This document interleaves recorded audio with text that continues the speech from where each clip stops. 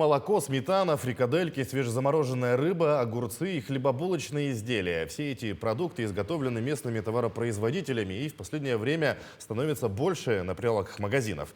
Доставляют продукцию по заявкам торговых точек, как говорят кассиры и продавцы. Самой покупаемой местной продукцией считается хлеб и хлебобулочные изделия.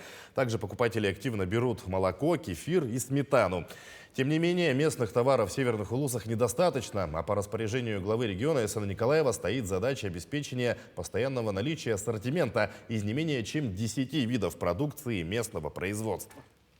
В данном плане активно работа ведется именно с предпринимателями и производителями, чтобы они, предприниматели, доставляющие продукты в арктические районы, и в частности вот компания Якутапторг, обеспечила закуп товаров местного производства, продуктов питания.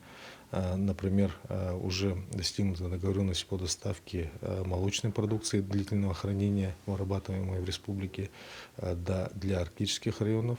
Кроме того, в рамках экспериментальных проектов доставляются хлебобулочные изделия Якутского хлебокомбината, тоже в арктические районы, ну и другие полуфабрикаты мясного производства, которые выпускают наши местные предприниматели.